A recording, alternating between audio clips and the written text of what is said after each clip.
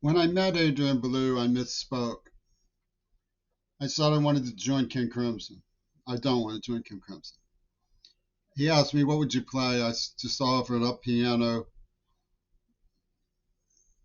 I should have had the language to say I'm interested in learning more about King Crimson or something like that. But the way that they played it was perfectly logical. You know, if you want to find out about some kid that's muscling in your band, that's trying to, which is probably the way they skewed it. I wasn't trying to muscle in on their band. It's the last thing in the world I was trying to do. You should talk to the people who knows him and find out about him.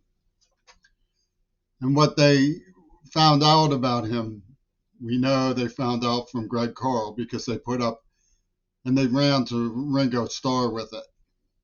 That's one way of looking. That's the way they presented it.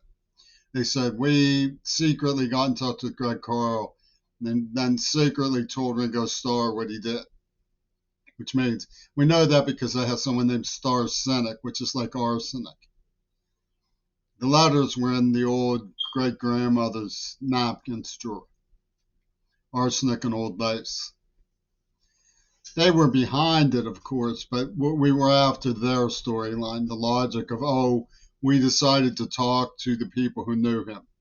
So the first thing they found out was that they were cooking the books, that there was a museum thief working with someone who wrote the persona has forces impinging on the persona's experience and talked about constructing a persona. In other words, not sorry for anything they did, only that it had to be me. I was the merchandise, the retail. So Adrian Belew trot to Ronald Reagan and says, guess what? These people are lying about somebody who loves us. So what we want to do is help them lie about him and torture him to death. Reagan says, bully, that's a great idea. And Martin Edelman says, let me help you. I've been contracting hookers on him since we beat his brains in and dragged him through glass as a child. And Adrian Belew said, yeah. And they said, Ringo, yeah. And Trump got all of his MAGA people.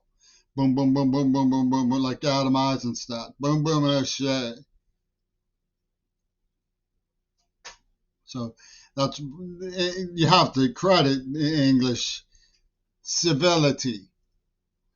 They said, they put on their thinking caps and said, we're ethical. Remember, they would say we are so ethical that Allah talks to us, tells us what key to play in. Remember when Flippy Toon said that? He really did. Said something.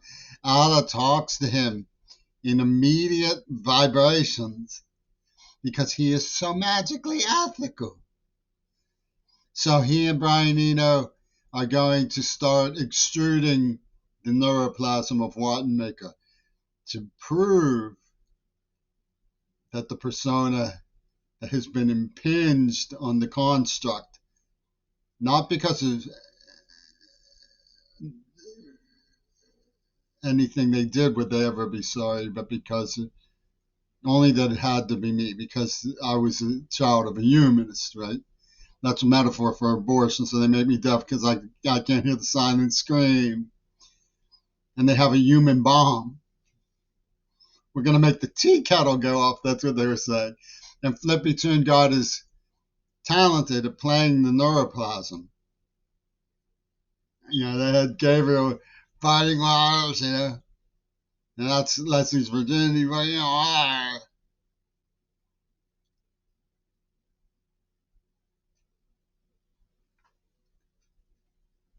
he got as talented as playing that neuroplasm as he is at playing his guitar.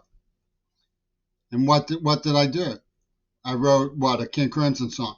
Tony Levin comes out and says, you're trying to make it like it's a good idea to date rape, and I refuse, and I refuse. You're still a virgin. That means who?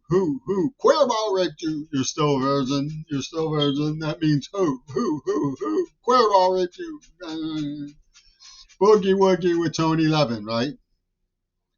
He comes wiggling with Greg Star Cynic and Old Lace. Woo! They're gonna have them a Ribout with Clint Eastwood.